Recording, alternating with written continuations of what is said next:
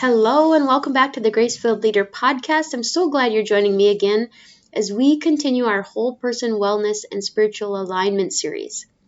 In our last episode, we unpacked how chronic stress hijacks your health, not just physically, but emotionally, mentally, and spiritually. And we ended with this powerful truth, that the solution is not in doing more, but in surrendering deeper. Today I want to take that a step further because if surrender is where healing begins, then we have to get curious about what exactly we're surrendering from. And sometimes the things we most need to surrender are the ones we don't even realize are hurting us. So in this episode, I'm walking you through 5 hidden stressors that many of us overlook, especially as women who are caregivers, leaders, or faith-driven professionals. These aren't just things that drain your energy. They're things that quietly disconnect you from your vitality, your calling, and your sense of God's peace. So let's uncover them together. Are you a busy woman in leadership who feels pulled in 1,000 directions? Do you wrestle with perfectionism, people-pleasing, or never feeling like you're enough no matter how successful you are on paper? Are you longing for more time, more peace, and more energy to live and lead the way God intended? Sister, you are right where you need to be. Hi, I'm Tanya, a wife, mom, healthcare leader, Christian life coach, and functional health practitioner. I spent decades hustling for my worth through achievement and approval, only to end up burned out and exhausted. But God showed me a better way, a grace-fueled way, and now I help women just like you break free from people-pleasing and overwhelm, lead well, live well, and be well. Here we blend spirit-driven success with practical leadership, wellness, and mindset strategies so that you can multiply your time and impact without sacrificing your health or your family. If you're ready to lead well, live healthier, and finally find the peace and purpose God has waiting for you, you are in the right place.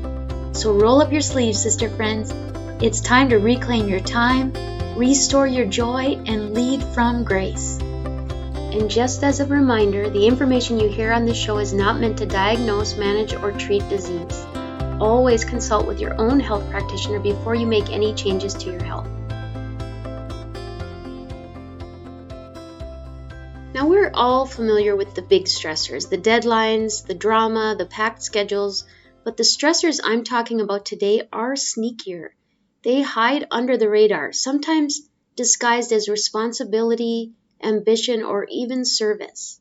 But here's the thing, your body still registers them as stress, even if your mind doesn't. And over time, these subtle stressors create inflammation, hormonal imbalance, gut dysfunction, emotional fatigue, and spiritual fog.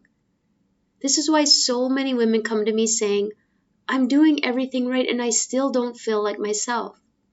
Friends, I've been there too. These are the stressors that once had me waking up exhausted, surviving on caffeine, constantly reactive, and wondering where God was in the midst of all of it, when in reality my whole system was in survival mode. So let's talk about these hidden stressors and what you can do about them. First, there is unprocessed emotional stress. This one gets ignored probably the most, especially by women in leadership and caregiving roles. We're used to being the strong one, the listener, the steady presence.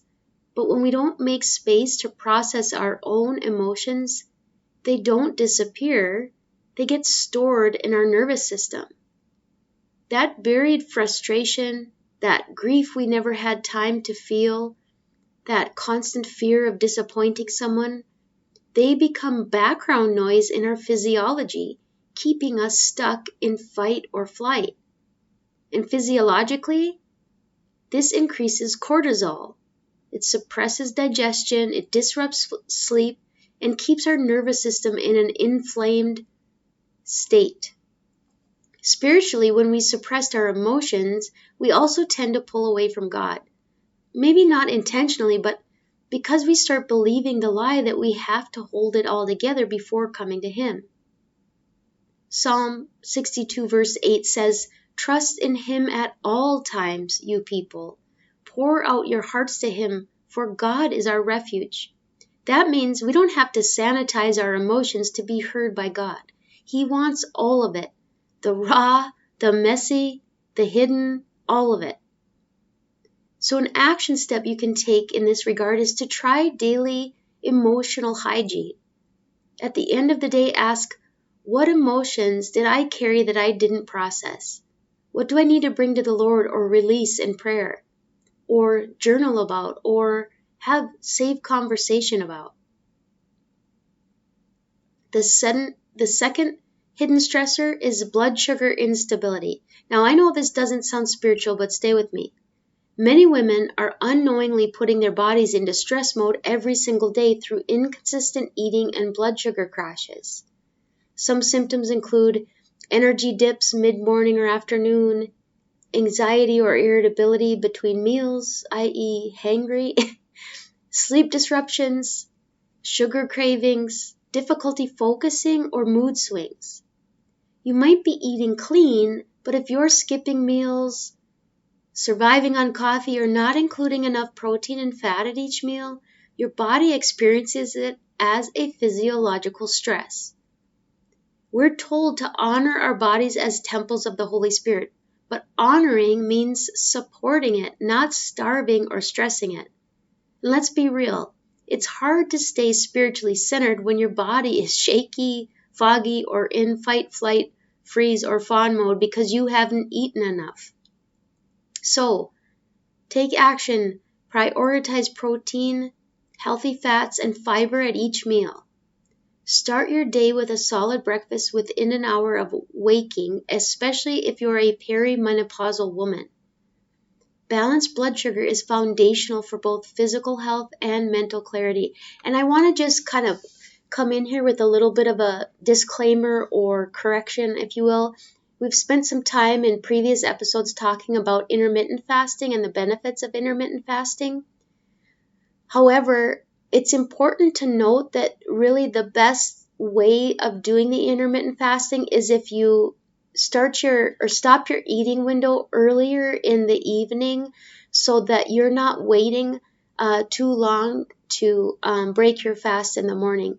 And again, especially for women, and especially for perimenopausal or postmenopausal women, it's really important to get some protein in the morning. Even if it's not a full meal, it's really important to get some protein and get your blood sugar levels stabled not too long after waking. So you're better off quitting eating earlier in the evening so that you can do your intermittent fast, whether that's a 12, 13, 14-hour intermittent fast, but so that you are having something to eat or something of protein in the morning and not waiting until noon for your first meal. Because what happens is in the morning, our cortisol acts to bring up our blood sugar levels that have fallen in the night, and they will do that until food acts to bring our blood sugar levels up to a normal level. So if we're not using food to bring up our blood sugar in the morning, our body will continue to produce cortisol to do that until we introduce food, which we've talked about. Cortisol is the stress hormone and has a breaking down effect on the body.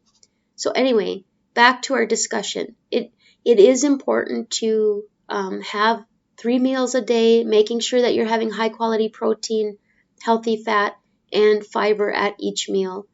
I don't recommend a whole lot of snacking in between, assuming that your meals are fairly well balanced. So let's go on to hidden stressor number 3, which is poor sleep and inadequate recovery. Here's a hard truth for many women I work with. You cannot, let me say it again, you cannot heal if your body is not resting. So you can be doing everything else right, but if you are not getting adequate sleep, your body cannot heal properly. We know this, but we live as though rest is optional, like it's the reward at the end of productivity instead of a requirement that makes productivity possible. Sleep is the foundation for hormonal regulation, brain brain function and detoxification, emotional processing, immune function, nervous system reset, and general healing of the gut and everything else. If you're waking up tired, you're wired at night, or you crash mid-afternoon, that's not just normal life. It is dysregulation. Psalm 127:2 says, "In vain you rise early and stay up late, for he grants sleep to those he loves." Rest is part of the design, and God never called us to sacrifice our health on the altar of hustle. So it's very important that you establish a good, maybe 30-minute wind down routine at night. Turn off your screens, dim the lights, stretch, pray, breathe. You may even want to have a kind of blood sugar stabilizing snack in the evening, because sometimes our waking in the middle of the night, which we have attributed to perimenopause or just the way it is, sometimes it has to do with low blood sugar. But you should really make sleep a form of spiritual obedience, not just physical necessity. It really, really is required for true healing. The fourth hidden stressor that many of us overlook is our own perfectionism and people-pleasing. We talk a lot about that on this show, don't we? You know, I couldn't leave this one out because it's everywhere, especially among Christian women in service or leadership roles. We call it excellence or being reliable, but underneath, there's often a fear of disappointing someone, failing publicly, not being seen as valuable, or losing control. These patterns create chronic mental tension, and your body feels it just like physical stress. Your shoulders stay tense, your digestion slows, your breathing becomes shallow. Romans chapter 12 verse 2 says, "Be transformed by the renewing of your mind." That transformation doesn't start with hustle, it starts with truth. So when perfectionism creeps in, ask yourself, am I striving to be impressive, or am I following God's peace? Practice replacing performance-based thoughts with a grounded, grace-based truth. And finally, we have number 5, hidden physical and environmental stressors. This is big, big, big in the functional health realm. It's more functional medicine oriented, but it is huge. There are stressors that live in your environment and in your body that you might not even know are affecting you. It could be mold and mycotoxins in your home. It could be gut infections like H. pylori or different parasites. It may not even be obvious that your gut is having a problem, and yes, you could have these parasites, these pathogens that are affecting your health. It could mean heavy metal exposure. It might be the fragrance products that you're using on your skin, your hair, or are cleaning agents that are disrupting your hormones. It could be water contaminants or poor air quality. Now, you don't have to panic, but it is important that you are aware. Because if your body is constantly fighting hidden physical stress, it's going to use all of its energy for survival instead of healing. And that impacts your mood, your energy, your hormones, and more. And as these toxins build up in our body, oftentimes our livers become congested and we can't properly detox ourselves. Our body is built to detox through a variety of mechanisms. Our skin, our kidneys, our colons, and our livers. And some of these pathways can get congested because we've had these toxins that we're not even aware of building up in our bodies and we can't fully get them out. So it's important to kind of discover what these are and optimize your detoxification pathways before you can actually truly start healing your body. So something to think about is to start with your environment. Maybe you want to switch to fragrance-free beauty products. Get a water filter for your fridge. Look at your labels. Small steps matter, and if you've tried everything and still feel a little off, this might be worth exploring a little bit more without a functional health practitioner. There are a lot of hidden things that people only begin to discover as they start to really get some data, some functional lab data that pulls all these pieces together. Now, friend, I know this might feel like a lot. It might feel overwhelming, but here's what I want you to hear. You're not failing. Your body's not broken. You're not less spiritual because you feel exhausted or overwhelmed. Your body is wise. It's intelligent. Your nervous system is trying to protect you. And God cares deeply about your whole health, not just your service, not just your mindset, and not just your output. Isaiah chapter 30 verse 15 says, "In repentance and rest is your salvation. In quietness and trust is your strength." Healing begins in the quiet. Healing begins in surrender. And sometimes healing begins by noticing the things you've been too busy to see. Let this be your week to slow down and ask, what's the stressor I've been overlooking? What can I support instead of suppress? Where can I let grace into my body and into my life? Until next time, my friend, lead well, live well, and be well. I pray this episode blessed you, spoke to you, or encouraged you in some way. If so, please share it with a friend and head on over to Apple Podcasts to leave me a review. That's the only way for me to know if you're enjoying the show. Nothing blesses me more than to hear from you. Also, come on over to our free Facebook community. This is a great place for us to support one another on our faith and leadership journeys. You can find the link to the group in the show notes or go to gracefilledleader.com/community. If you have questions or content ideas for the show, please send me a message on SpeakPipe or via email. Go to gracefilledleader.com/contact and leave a written or voice recorded message. I would love to know how I can best serve you on the podcast. Now to Him who can do immeasurably more than we can ask or imagine, according to His power that is at work within us. Ephesians 3, verse 20. Until next time, my friends, God bless.